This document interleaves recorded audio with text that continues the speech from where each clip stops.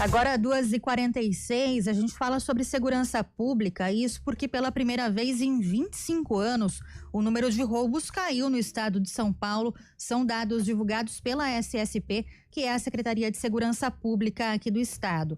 Entre janeiro e junho desse ano, foram mais de 85 mil casos de crimes patrimoniais, uma queda de 15% em relação ao mesmo período do ano passado, com um total aí de mais de 100 mil crimes deste tipo. No interior do estado, essa queda é ainda maior, chega a 21%. Segundo a SSP, o número é o menor em 25 anos, isso em todo o estado de São Paulo.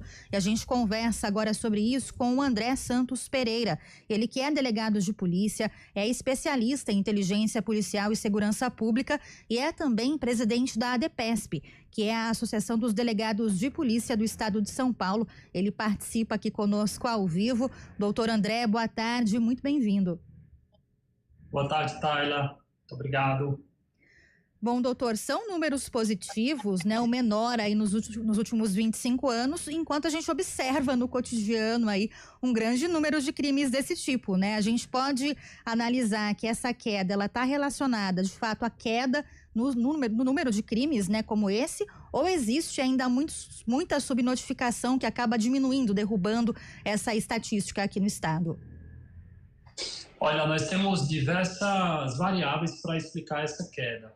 Uma delas é essa que você bem apontou, né, das notificações que não são feitas, ou seja, o registro dos boletins de ocorrência quando alguém é vítima de um roubo ou um furto, por exemplo, de um celular. Mas nós temos outros pontos que podem explicar essa queda. Existe uma tendência no aspecto da criminalidade no Brasil, em que os criminosos estão migrando de determinado tipo de crime que traz um custo maior para aquele criminoso, ou seja, um maior risco dele ser preso, como é um roubo, um assalto à mão armada, como comumente as pessoas conhecem, para crimes no ambiente virtual, os golpes. Então, você tem, de um lado, uma queda nos roubos praticados pelo meio físico, na rua, mas um aumento nos golpes. Para se ter uma ideia, de acordo com os dados do Anuário Brasileiro de Segurança Pública, os crimes, as fraudes, cresceram de 2018 a 2024 400%. Nós temos 4 golpes praticados por minuto no nosso país. Então, essa tendência de diminuição dos roubos e furtos no ambiente físico, ou seja, nas ruas, ou até mesmo em estabelecimentos realizados, por exemplo, em relação a celulares, isso se deve a uma mudança também na cultura da criminalidade no nosso país. E quando a gente fala desses casos de fraude, de golpes, né, doutor André, a gente está falando de crimes que são, na maior parte das vezes, cometidos no ambiente virtual, né? Exatamente, aquele golpe, aquele telefonema que todos nós recebemos, mais de uma vez, inclusive, por dia, nós temos uma engenharia por trás disso, né, uma engenharia social para a aplicação desse golpe. São golpes por meio de centrais criadas por organizações criminosas para colocar as vítimas e as vítimas mesmas transferirem os valores para a conta dos criminosos. Enfim, existem várias possibilidades desses crimes ocorrerem. Todos nós já recebemos uma ligação ou no sentido de tentativa de golpe. Algumas pessoas já caíram e todos têm que ficar alerta para não serem aí pegos por esses golpes e terem seus valores subtraídos. São crimes patrimoniais da mesma forma que são os roubos e furtos. A diferença é que, nesse caso das fraudes, os criminosos têm menor risco de serem presos em razão aí de toda essa engenharia que existe por trás para a prática desses crimes, né? As forças de segurança pública vêm atuando também nesse aspecto, mas precisam evoluir muito ainda para fazer frente a esse desafio. Doutor, você é à frente também da ADEPESP, né, que reúne aí delegados do estado de São Paulo, pode responder bem essa pergunta que diz respeito à percepção das pessoas, né, aquela sensação de segurança da população nas ruas.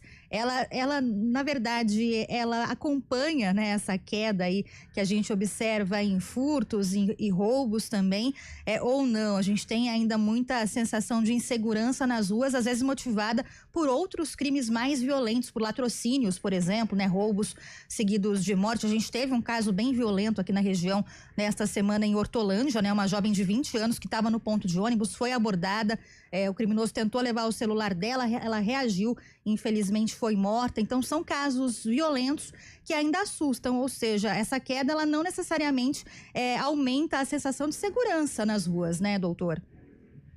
Exatamente. E, curiosamente, a gente tem a redução dos números relacionados à segurança pública, mas a percepção de insegurança da população ela aumenta.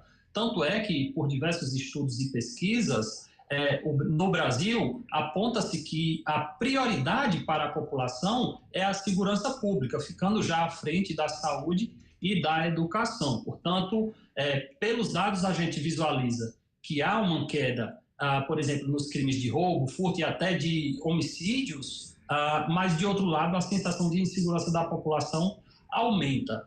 De outro lado, nós temos também o seguinte, olha, os roubos caíram em São Paulo. Vamos voltar para o exemplo dos celulares. Mas nós tivemos, em 2024, aproximadamente 130 mil roubos de celulares no estado. Então, se você percebe uma redução de 150 para 130 mil, é uma redução significativa por força do trabalho das instituições de segurança pública, isso tem que ser reconhecido, mas a população não vai ter uma percepção de segurança pública melhorando porque nós temos números alarmantes. São 130 mil roubos no ano. E quando você vai para os números de furto, também de celulares, você tem ali o patamar de 150 mil celulares furtados no ano de 2024. Então, a gente não pode comemorar a redução desses números, porque, de um lado, a população, com uma percepção correta da realidade, não sente que a segurança pública